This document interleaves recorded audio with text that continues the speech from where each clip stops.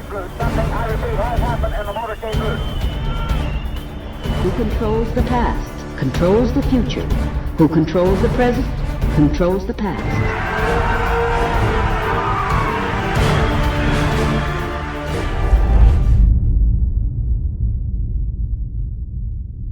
Welcome to the Infowars Nightly News. It is Tuesday, August 25th, 2015, and I'm Leanne McAdoo. Here's a look at what's coming up tonight. Tonight, what if you could see Wi-Fi? This PhD project lets you.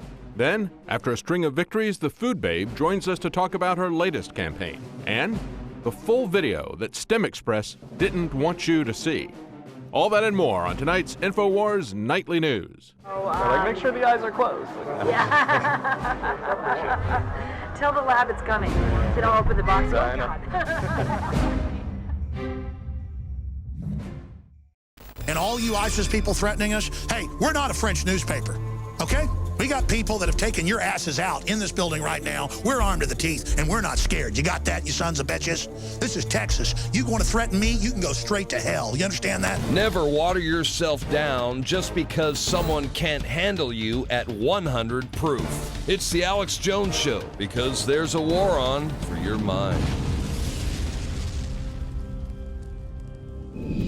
Well, it's being called Turnaround Tuesday. The stocks have rallied after the worst slump in 4 years, and markets have stabilized despite China's great fall. Now, Black Monday, this was the first time ever that the Dow has dropped by more than 500 points on 2 consecutive days. The Dow Jones Industrial Average plummeted 588 points. Now, if it would have stayed at that level, it would have been one of the worst single-day stock market crashes in U.S. history by a wide margin, but instead, it only turned out to be the 8th worst day ever. Now, the amazing thing is that the Dow actually performed better than almost every other major global stock market on Monday. The S&P 500 and the NASDAQ both did worse than the Dow. In Europe, almost every major index performed significantly worse, as well as Asia. Japanese stocks were down 895 points. And Chinese stocks experienced the biggest decline of all at 8.46%. So obviously, smoke and mirrors here. Do not be fooled. We are in the midst of a financial meltdown, and it is truly global in scale. It's just going to kind of take a little while to unfold. There's going to be a lot of false props and ups and downs. Now, Chinese markets, they've crashed again. So it's the biggest collapse they've had in 20 years. The key Shanghai Composite Index sank another 7.63% today, extending its worst 4-day rout since 1996. And Donald Trump is warning that China's handling of this current financial crisis could lead to an economic depression. They're devaluing their currency, and by doing that, they're cheapening their currency, and they're making it very inexpensive. They will be able to make goods for far less than our goods. You know, we make great product, but it's impossible to compete when the product is so much more expensive. All right, so eventually, what they're money, doing, though, leads to depression, Bill. They're flooding money into, eventually. All right. Now, as Peter Schiff and others have pointed out, the Chinese meltdown is partly responsible for all of these market jitters, but the correction in the U.S. stock market has more to do with a 7-year program of Federal Reserve quantitative easing that is coming to an end. But either way, there is some basic prepping that you can and should be doing. We're hearing this. Everyone we have on, from Gerald Celente to Harry Dent, everyone is saying, prep. You need to prepare. Just like you have a life insurance and flood insurance, you got to kick your prepping into overdrive. So they're saying stock up on canned goods and bottled water, get hard cash in a safe place now. Don't assume that banks and cash points are going to be open or that bank cards will work. Agree on a rally point with your loved ones in case transport and communication gets cut off, somewhere that you can all head to. And also, many experts are saying that you and your family should be able to survive indoors safely, bare minimum 1 month, because when the grid goes down, there will be chaos and preppers will be the last man standing. So be prepared. Now, Jeb Bush is standing behind using the term anchor babies. He's getting really sick and tired of being harangued by the Clinton camp. He's saying He wasn't talking about Hispanics, but Asians when he was using the term anchor babies. He says it's the Asians that are taking advantage of America's laws. He says he was at a press conference today in McAllen, Texas. He is visiting the border there with Mexico.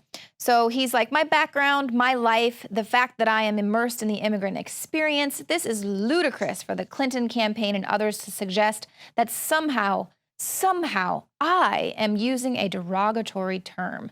And besides, he wasn't referring to Hispanics anyway. He had Asians in mind. He was talking specifically about the case of fraud being committed where there's organized efforts. And frankly, it's more related to Asian people coming into our country, taking advantage of a noble concept with birthright citizenship. So obviously he is seemingly referring to the federal crackdown that took place earlier this year in Southern California with these maternity hotels taking place in California. This was basically a lot of Asian women coming in and gaming the system. Now, we've been reporting on this. These are very wealthy foreigners from everywhere. So I don't know why he's specifically going after Asians. But let's look at the very real economic costs of birthright citizenship.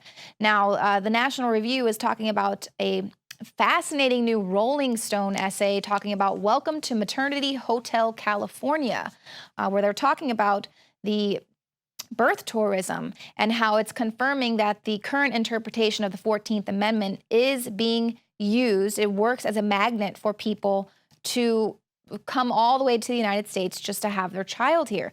According to Center for Immigration Studies, between 350,000 and 400,000 children are born annually to an illegal alien mother residing in the U.S. That's as many as 1 in 10 births. Now, illegal immigrants make up about 4% of the adult population, but their children make up a much larger share of both the newborn population and the child population. Now, if you're taking into consideration that the USDA projected that a child born in 2013 would cost his parents $304,000 from birth to the age of 18, that's a lot of money. But when you're considering that about 71% of illegal alien households are receiving some sort of welfare, I mean, as 2009 last numbers that we're getting, that means a lot of that money is being taken out of the government coffers, out of taxpayer dollars. And, that assistance is guaranteed to people that are born here. So, and additionally, they have access to public schools, healthcare, and, they rarely pay taxes. Obviously, a lot of those things are going to be changing. But, Hillary Clinton, she thinks that's just wrong for anyone to use those terms. She is the champion for Planned Parenthood. Those babies don't matter, but don't you dare use a derogatory term. Comedian Bill Burr recently shattered the left-right paradigm of Conan O'Brien's audience and left them sitting in a stunned silence. Well, I don't think it matters who's president. I'm one of those people. I don't think it does. I don't think it matters. Doesn't. Doesn't matter at all. Dude, Hillary Clinton goes to those Bilderberg meetings. It's like the Illuminati stuff, right? She probably hooked up with some guy wearing like a goat's head, and then she goes out on TV and she's talking to people who drive snowplows like she can relate to them. Burr also praised Trump for his political incorrectness. And regardless of what you think about Trump as a presidential contender, I think you very much should pay attention to what he said about how he's gamed the system in the past. Before 2 months ago, I was a businessman. I give to everybody. When they call, I give. And you know what? When I need something from them, 2 years later, 3 years later, I call them. They are there for me. And that's a broken system. You can find more reports on Infowars.com. A former attorney general is saying that the classified email scandal disqualifies Hillary Clinton from becoming president if she's prosecuted for breaking federal law. This is Michael McCasey. He's a former U.S. attorney general in the George W. Bush administration. He told Morning Joe that the law is clear about what happens to you if you are a custodian of public records and you, among other things, alter them or obliterate them. And of course, she destroyed about 30,000 emails from her private server. He said, number one, that's a felony, but that statute disqualifies you from holding any further office in the United States, and she's running for a further office. Now, of course, after denying that she had handled any classified information, Now Clinton's defenders are insisting that the sensitive material wasn't classified at the time, but she is one of the top officials in the administration. So the kind of information that was involved, obviously foreign intelligence in some cases, is typically considered classified immediately. And that is a fact that Clinton was in a position to know. Let's talk about those emails. This is a story from wemeantwell.com. They say, as for any security Clinton may have used on her server, it's important to note that top secret materials within the government are not only processed on special hardware, they must be read inside of special rooms with physical security. Unclassified, classified up to secret, and TS/SCI are processed and retrieved on 3 distinct systems. Employees have separate logins for each system. You can't accidentally send a classified document to an unclassified address. So for Hillary or her colleagues to have gotten classified information into an unclassified system, they would have had to copy it or gist it into the class system while omitting the markings. Do you understand how deliberate this all is? When he says we don't have, I couldn't notice, I didn't notice if it had a .gov extension on it. It is far beyond that. He says this is a deliberate decision to ignore law and regulations. If you then use a non-state server and your personal unencrypted phones, the likelihood of compromise is high. And I'll remind you of what Hillary Clinton said in the case of Chelsea Manning. Now, this was a guy that they've now sent to jail because he exposed the murder, the callous murder of innocent people from a distance, a video that showed that happening in Iraq. In December 2011, Chelsea Manning's court-martial was set to begin. None of the documents at issue in the prosecution was top secret, right? Unlike the documents found on Hillary Clinton's server. Manning didn't have any secret. But this is what she had to say. She said, well, have to be aware of the fact that some information is sensitive, which does not affect the security of individuals and relationships, deserves to be protected. We will continue to take the necessary steps to do so. Hillary Clinton. People are abandoning that rat's ship. Now, David Knight is going to be joining me later in studio to discuss the latest undercover Planned Parenthood video that's been released. But he's right. People are jumping the Clinton ship. Now, 1 in 4 Democrats believe Clinton is done. Almost half of Americans say, Hillary, just give up already.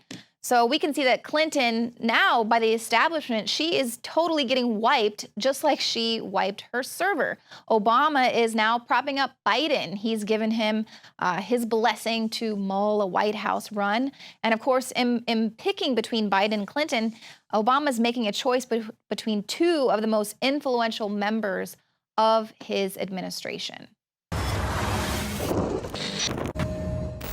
Joe Biden, our creepy vice president, who manages to put his foot in his mouth over and over again. I've had a great relationship. In Delaware, the largest growth in population is Indian Americans moving from India. You cannot go to a 7-Eleven or a Dunkin' Donuts unless you have a slight Indian accent. I'm not joking. What difference at this point does it make? Joe Biden is being courted as Hillary Clinton's replacement to keep the globalist, banker-funded and dominated New World Order train rolling. According to Politico, Biden is a beloved figure in the Democratic Party, a real stand-up guy, and establishment Democrats want him in the wings if Clinton for some reason implodes, which appears increasingly likely as the former Secretary of State takes heat for the email and Benghazi scandals. If opinion polls can be believed, her unfavorability rating stands at 48.1%. Biden has enabled the disastrous drug war and played a key role in militarizing law enforcement. He considers domestic crime to be a national security issue on par with terrorism and worked hard in the Senate to push through draconian legislation, including mandatory minimum sentences and the creation of a cabinet-level drug czar. I'm not only the guy who did the crime bill and the drug czar, but I'm also the guy who spent years when I was chairman of the Judiciary Committee and chairman of the Senate Foreign Relations Committee, trying to change drug policy relative to cocaine, for example, crack and powder. Biden told Time in 2014. The crime bill that makes Joe Biden so great committed $10 billion in federal spending on prisons and $13 billion on local police. As a senator, Biden also pushed bills escalating the war on ecstasy and other club drugs, expanding asset forfeiture laws, and making the drug war more awful in any way he could imagine. writes Ed Krajewski. Radley Balko, writing for the Washington Post, says Biden has sponsored more damaging drug war legislation than any Democrat in Congress. Hate the way federal prosecutors use RICO laws to take aim at drug offenders? Think Biden. How about the abomination that is federal asset forfeiture laws? Think Biden. Think federal prosecutors have too much power in drug cases? Think Biden. Think the title of drug czar is sanctimonious and silly? Think Biden, who helped create the position and still considers it an accomplishment worth boasting about. Biden's handiwork and an escalation of the drug war throughout the 1990s are directly responsible for the militarized and killer cops now roaming the streets of America. Since 2001, the Department of Homeland Security has given out more than $34 billion in grants to police departments across the country, allowing them to purchase military-grade weapons including tanks, armor, and armored personnel carriers. The drug war and the concurrent war on terror serve as a paradigm for a totalitarian police state. Since September 11, 2001, the government has added an Orwellian surveillance grid to the mix. This apparatus is less concerned with drugs and terror than it is controlling the American people and targeting political enemies. Remarkably, many Democrats consider this architect of the police state to be presidential material.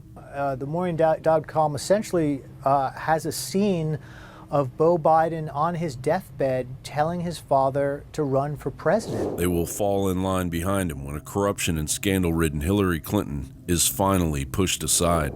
For the rulers of America, however, it doesn't matter if the candidate is Clinton or Biden, or for that matter, Jeb Bush or any other vetted Republicans jostling for the nomination. The prospect of Joe Biden taking the Democrat nomination merely reaffirms the fact that the oligarchy in control of America prefers deeply corrupt politicians who can be trusted to carry out the police state New World Order agenda. John Bound for Infowars.com.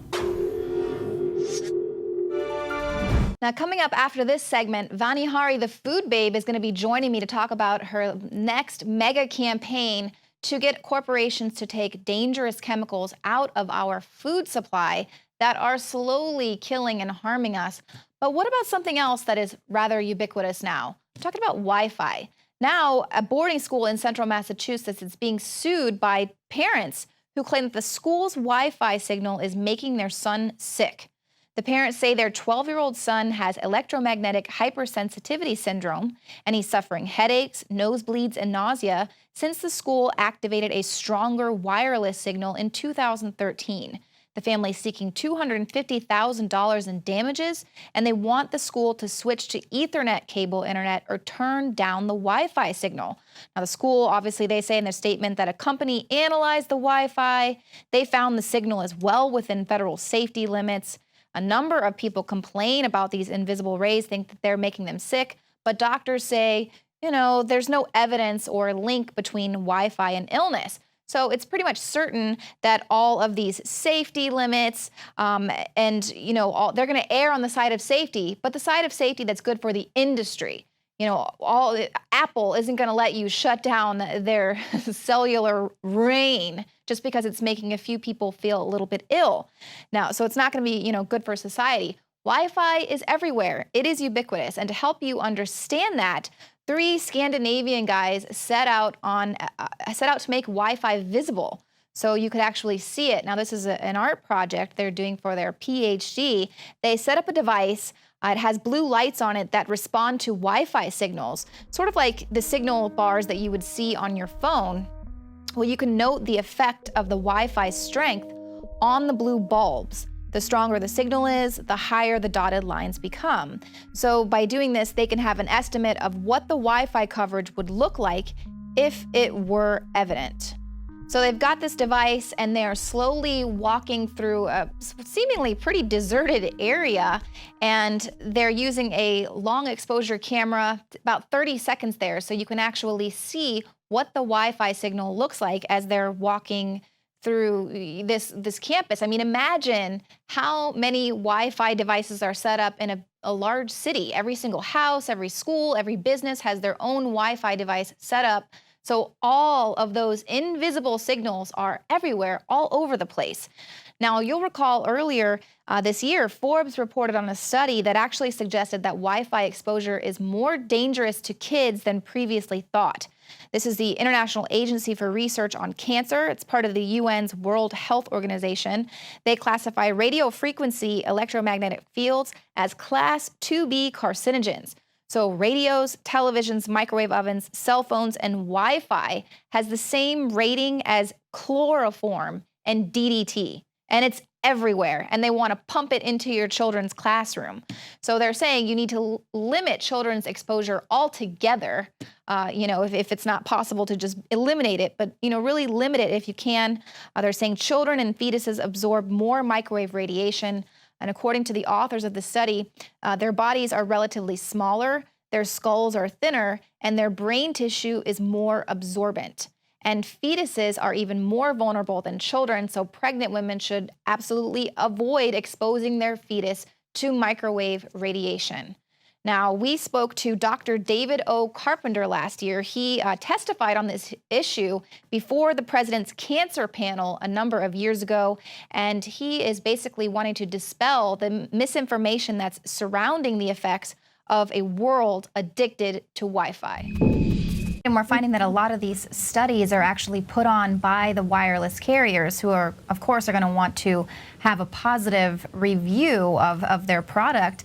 But short of moving to a rural area, what can people do to protect themselves? We're hearing a lot more reports of this electro hypersensitivity. Well, even moving to a rural area isn't going to be very satisfactory because, for example, with use of a cell phone, the further you are away from the cell tower, the stronger the signal that is generated in the phone. So there are cell towers just about everywhere now. So what can people do? Well, I think there are a number of things you can do that are relatively benign.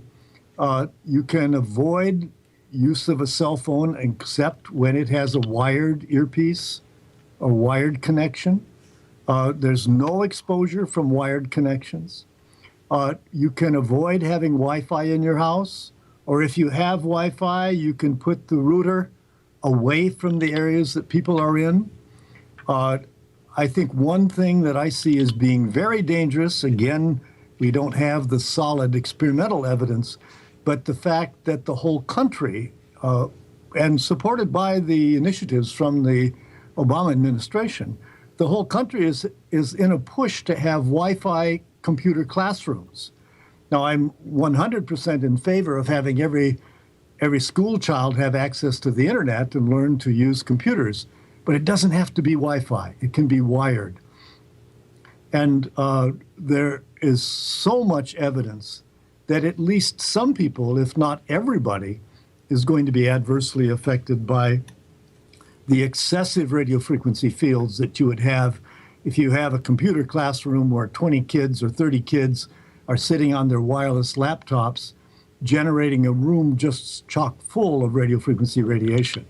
Right, and I hear a lot of the argument there is that it'll be more expensive to get the classroom hardwired, but it really, over the long term, it seems the cost would offset itself, just concerns for your health.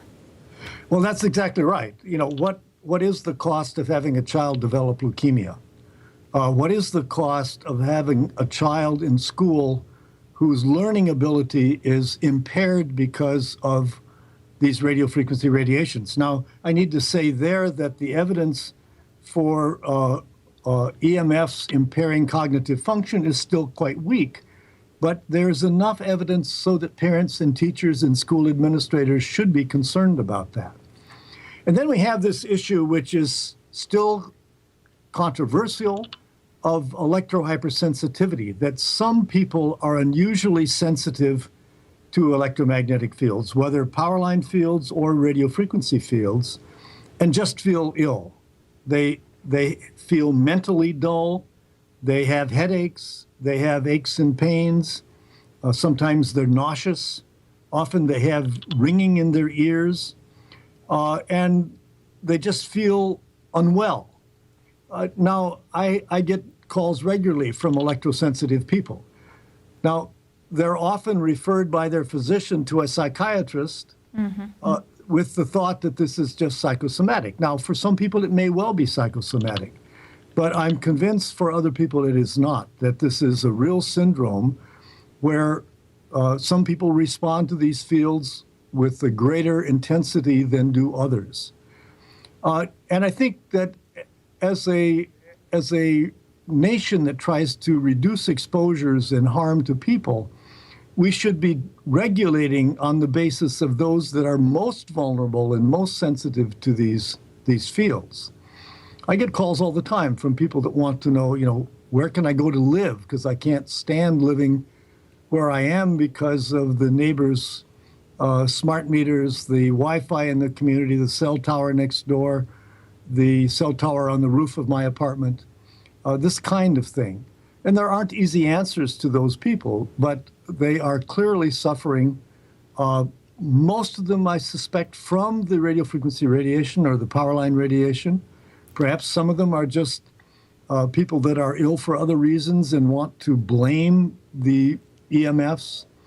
But I don't think that the electrohypersensitivity can be passed off as being only a psychosomatic disease. It's not. Absolutely, and especially as there's such a strong push now to get the entire country on the grid, even though we have these vulnerabilities with hacking and things like that, but just at the very base level, there are genuine concerns for people's health. So you've got to remember, all of this is relatively new technology. It's going to take decades for it to show up as cancers or neurological disorders. We are the long-term test subjects. So the question is, which control group are you going to want to be a part of when the data adds up? Very frightening information there.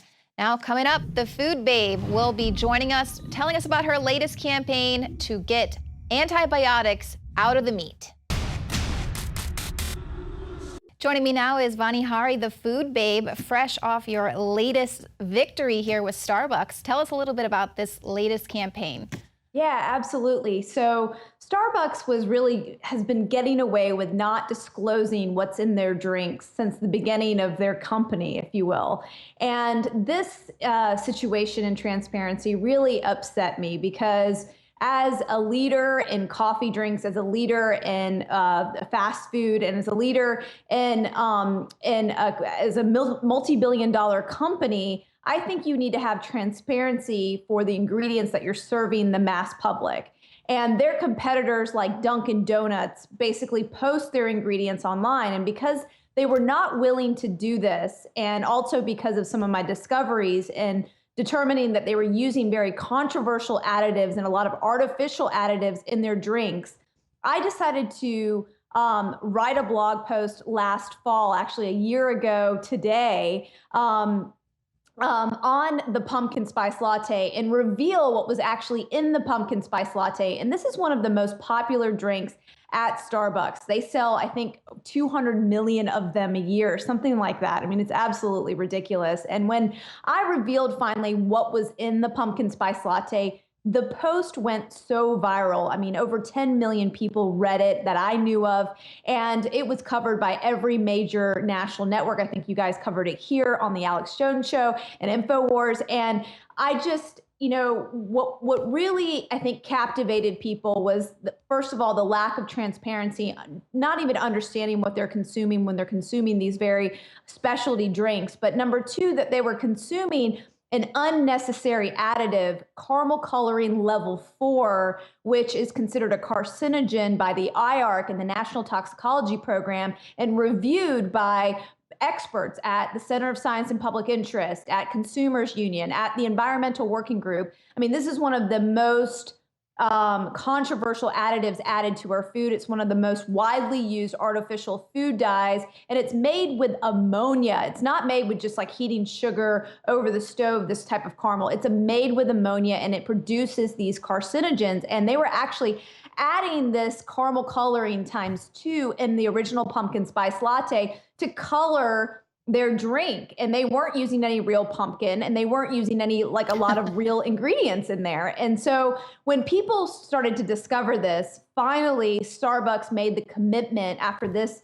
information went viral that they would remove caramel coloring from their drinks and also post their ingredients online. Now, they've done one of those things. Just recently, they announced that they're removing caramel coloring from the pumpkin spice latte. I mean, I have no idea why it was in there anyways. They weren't using it in Europe. And so when you call up the UK Starbucks and ask them, is caramel coloring in your pumpkin spice latte, they never had it in there. So I'm glad they finally got it out of the United States one, because it doesn't make a lot of sense coloring a drink that's in an opaque white cup. Right. Also, not only did they do that, but they started to add real pumpkin. And, I pointed that out just to be, kind of snarky about what I found out about the pumpkin spice latte. But it's nice that they're going to actually add something real in terms of real food in their pumpkin spice latte. So this is a huge win for the Food Babe Army, a huge win for transparency. They're eventually going to post the ingredients in their drinks. They said they've committed to do that by early next year. We're waiting to see that happen. Their competitors already do it, and we deserve transparency in what we drink. Absolutely. And obviously, I feel like these corporations can really feel the backlash. They're feeling the pressure. A lot of them have already started to change their tune. Do you think that that's why you're experiencing some backlash there in the media? It seems like people are kind of coming from all angles to try and discredit you, obviously because of the impact that you're having on the food industry and on these huge corporations. Yeah, this is a huge sign that we're winning. Mm-hmm. Like when people start to attack your ideas or try to criticize you, it's because you've really started to make some major changes. And the major changes are happening when you look at the stock market. I mean, the stock market has been in the news in the last couple days here, and it's been really crazy what's happening. And when you look at the conventional food sector, they're losing money quarter after quarter. They're not gaining market share. The only industry that's gaining market share are the companies that are doing the right thing, the companies who are organic and really natural and non-GMO.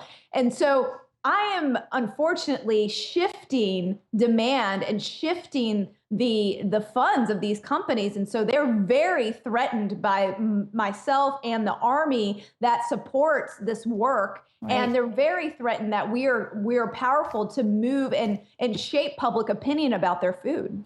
Right. And especially when it has just recently come out that you see these corporations like Coca-Cola are paying the scientists to basically support selling us these toxins. Now, talk to me a little bit about the latest campaign that you're working on, just launched, I think you said yesterday. This is bigger than the yoga mat foam. If there's something that could be bigger than that, talk to me a little bit about the new Subway campaign. The yoga mat campaign was very sexy because, once people find out that there's yoga mat, the same kind of chemicals that make yoga mat material in their bread, they act and it goes viral. But this is even more important because this is about antibiotics, the overuse of antibiotics in our farming system. And Subway needs to make a commitment to stop the routine of antibiotics in the production of their meat. They are one of the largest meat buyers in this country, over $6 billion. It's estimated that they control. They sell 7.6 million subs per day. And they have more chains than even McDonald's right now on the ground. And they opened up more even last year than McDonald's. And so they are one of the people that can really change the farming system. And the reason why this is so important is because the overuse of antibiotics in our farming system is causing superbugs and antibiotic resistant bacteria that basically can invade our bodies and we can't fight it off. So what happens is we either die or become very, very sick. And actually 23,000 people estimated per year here in the United States die because of antibiotic resistant bacteria. Over 1 million people are affected. Worldwide, it's over 700,000 deaths. And this is something that these fast food chains and meat buyers have to make a commitment and develop a formal policy around this issue, as well as a timeline to make sure they stop the routine use of antibiotics. And I'm talking about the antibiotics that they feed in very small and often doses to keep these animals fatter than they should, and so they can gain more profit from them. And then also the type of antibiotics that prevents disease, because what happens is they give this antibiotics to these very non-sick animals to try to keep them well in these really horrible, overcrowded, inhumane conditions. And so we need to stop both of those practices. And what we need to do is only use antibiotics when it's absolutely necessary, and make sure we reduce the amount that we're using right now. And big, huge fast food chains. I'm talking, McDonald's came out with a policy recently. Chick-fil-A has made a commitment to serve only chickens not raised with antibiotics. Panera Bread, Chipotle, and now we're asking Subway to do this. And when I launched this campaign yesterday at about 1:30, I really didn't know if this was going to resonate with people. But I told a personal story about how my dad was infected by one of these antibiotic-resistant bacteria. And it was a really big hardship on my family. He was hospitalized for over a week. It was a very scary time. And so this issue is deeply personal to me. And no matter if you're vegan, vegetarian, whether you support Subway or not, this issue can affect you because you can be infected by any of these bacteria at any point in time in your life. And it could touch a piece of lettuce. It could be in your water supply. It could be anywhere. And so that's why it's so important that we all stand up and be part of this campaign. And so when I launched the petition at foodbabe.com/subwaymeat, I actually have the URL here, and I also have the number here to call Subway and ask for this change, foodbabe.com/subwaymeat. I couldn't believe the response. We have over 20,000 people signed on in just one day. 20,000 people. So please come over to foodbabe.com/subwaymeat and sign up for this petition. Petitions work. We've gotten Anheuser-Busch to release the ingredients. We've gotten General Mills and Kellogg's to drop BHT. We've gotten Kraft to remove artificial food dyes. We got Subway originally to remove that yoga mat chemical from their bread.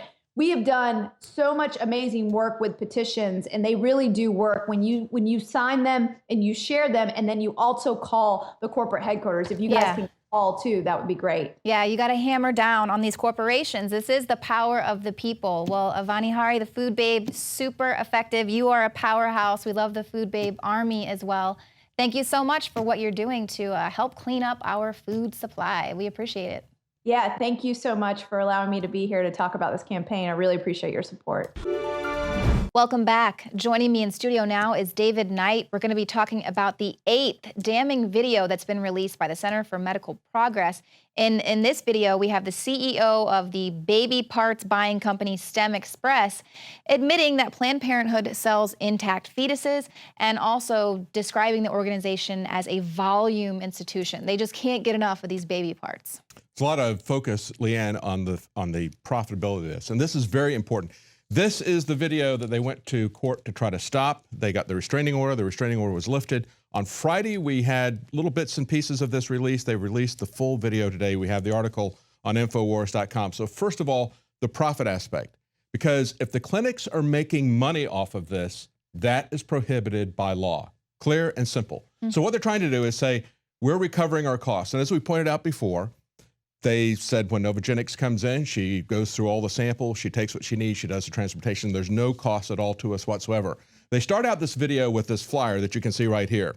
They say your clinic can advance biomedical research. Then the very first subtitle is, it's financially profitable, easy to implement, plug-in solution. Again, they show some more. Advancing biomedical research together, emphasizing fiscally rewards the clinics. Then they say easy to implement and financial profits. They say it provides a financial benefit to your clinic. You'll also be contributing to the fiscal growth of your own clinic. They emphasize the money over and over again. And as a matter of fact, in this, we're going to play some excerpts from it, but in this one particular section, the buyer is engaging the STEM Express CEO. This is the CEO of STEM Express. Engaging her in conversation, said, I just want to make sure that it's beneficial financially to you. And she says, oh, and to you also. She says, yes, and to the clinics. And we're just concerned that there's been a failure, that some of the clinics aren't getting any money. And she was surprised. And she goes, you feel like there's clinics out there that are getting burned? I don't understand how that's happening. That they think they're doing work for research and hasn't been profitable for them. And she goes, well, no, I thought you were saying, no, I haven't seen that. You haven't seen that, have you? And so they understand this is about making money, but it's about other things as well. We're pushed back against this. We're told we have to have Planned Parenthood because it's an issue of women's health. So I want you to hear what they say about the condition of some of the parts that they get. They're concerned about how they arrive, what the contamination of these parts. Listen to this clip. rampant problems with bacteria in certain clinics. Some where you're kind of like in question of really should they, you know, I've seen staff come out of clinics. So, I mean, I've seen all sorts of things come out of clinics. So we're working with. Yeah, so what she's saying is we've seen staph infections, all sorts of things coming out of these clinics. And we saw the atrocious thing there with the Gosnell case and just what his clinic looked like. Yes, and this was a key issue in the pushback against the legislation here in Texas. Right. In Texas, they wanted to make sure that these clinics met basic medical standards, that they had emergency care there. They said, no, you're just trying to put us out of business because evidently they're aware of the fact that their clinics are rampant with staph and other infections. Let's look at the volume that they're talking about. Let's play this clip where she talks about how many livers they need, because that's a key component that they're looking for from these children. We're working with, you know, almost like triple-digit number of clinics. So it's a lot on volume. We still need more from what we do. So it's a lot. Okay. Yeah. So, so I don't think you're going to hit a capacity with us anytime in the next 10 years. In the next 10 years, okay? And there's a clip there where she says... What are they doing with all of those baby parts? Exactly. And the famous clip that we saw last week where she says, what would make your lab happy? And she says, well, we'd like to see 50 livers a week. And really, we need to take that R out of there. 50 more livers a week. Yeah, 50 more. In addition to what they're getting. And she says, exactly, 50 more. We're talking about 50 lives here. That's what we're really talking about. Let's look at the gruesome admissions, because this is part of what was released last week as well.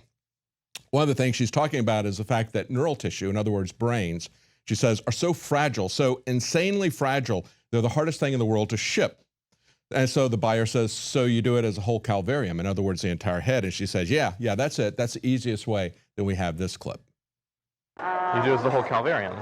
That's it. Yeah, that's the easiest way. And I mean, we've actually had good success with that in the past. So, like, make sure the eyes are closed. Tell the lab it's coming. So don't open the box. I know. What I mean? Yeah. Make sure They're that just they like don't these open up. evil serial killers. They're always eating and laughing and... Well, the interesting thing about this is now she goes into why they have to be careful about this. In certain clinics, she says the academic labs can't handle that. They can't fly like that. They can't open this up and see the head there. So then they talk about, well, you know, what are the kind of objections that they have? And listen to what she has to say about this. It's almost like they don't want to know where it comes from. I can see that, where they're like, we need limbs, but no hands and feet need to be attached. And you're like, they just want the long bones and they don't What's the problem with that? They want you to take it all off, like make it so that we don't know what it is. Yeah. It's like, bone the chicken for me, and then that's it. you know, and then I'll eat it. But we know what it is. Wow. We know what it is. I mean, and she laughs. it's truly like people that want to go and get their meat from the deli rather than having to dissect the animal themselves. Yeah. Wow. She knows what it is. She doesn't have a problem with it. She knows these other people have a problem with it. And then they get into the issue of why a lot of these academic labs want to get away from fetal stem cells altogether. She goes and she says, well, their lab techs freak out. They have meltdowns. So it's like, yeah, a lot of researchers, she said, ultimately they want to look at bone marrow. They want to look at adipose, at adult human stem cells. You want to get away from having to publish your research and show a picture and having to say that this was derived from fetal tissue. This has been a part of the debate from the very beginning, saying that we can get this same medical research from adult stem cells. We don't need to abort babies. But that goes back to the first part. That goes back to the money that they're making off of this. That's why they're doing this. It's the money that is driving this. They could get the stem cells that they need for most of this research. And as she's pointing out, because of the ethical objections to this, because of the gruesomeness of this, a lot of people are saying we're just not going to do that anymore. So you've got these people like STEM Express that are making lots of money, that are pushing this, and of course Planned Parenthood is making the money as well. And so she goes from that and she goes, because these people have these ethical issues, we need to have people who are champions for the cause of abortion. That's going to overcome their objections, their conscious objections. So let's play this clip where she talks about how important it is to have champions in the clinics. I just think you're either in the cause or you're not. Yeah. And if you're not in the cause, like, they don't need you around. Get out. They need champions. And if you're not a champion, you should go. Yeah. Because that's just, you know, and I don't know, the clinics, you know, they're very guarded, as they should be. Yeah. And who do they let in their house? They want champions in their house, right? So you're either a champion or not. And if you're not a champion, you should go. And she says they're very guarded in their clinic. She's not talking about armed guards. She's talking about very guarded in what they have to say. So they want to make sure that they have people who are champions of abortion. Right, and it's not the patient's privacy that they're concerning themselves with. It's, That's right. It's keeping their own things that they're doing behind the scenes hidden. We have a picture emerging here of callous disregard for human life, of profiting off of this, of understanding exactly what is involved in this, looking at other people's objections and laughing about it and saying we need people who are going to champion abortion. That's what this 8th video in the series shows. See, Hillary Clinton and most of the mainstream media is proving to be the champions that they need out there in the media. Yes, and of course, again, with the other story that you had with Jeb Bush, where he's pushing back against the anchor babies, Hillary Clinton criticized him for calling them anchor babies, and yet she doesn't have a problem with real babies being chopped up, and as somebody tweeted out, we'll just call them a clump of anchor cells. Wow. And it's true, and that's really hard-hitting. But I mean, just like you pointed out, it's not about women's health. When Republicans wanted to make birth control over the counter, Planned Parenthood pushed back. I mean, if that's your big thing, is that you are able to provide birth control for people who can't afford it, then you should have championed over-the-counter birth control. But they didn't want that because that would take money out of their pockets. They wouldn't be able to bring in these potential new clients.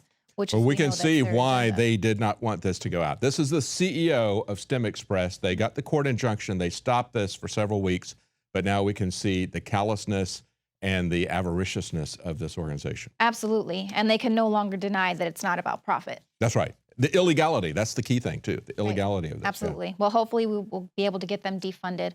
Well, David Knight, thank you so much. And thank you all for tuning in tonight. We really appreciate it. If you're watching us on YouTube, please hit the subscribe button. Take us to the next level. We certainly appreciate it as well if you help us out over there at prisonplanet.tv. Your subscription gets you instant access to over 18 years worth of high-def content. And we certainly appreciate all of your support. You are the resistance. Thanks so much for tuning in. We'll see you here tomorrow, 7 p.m. Central. Dave.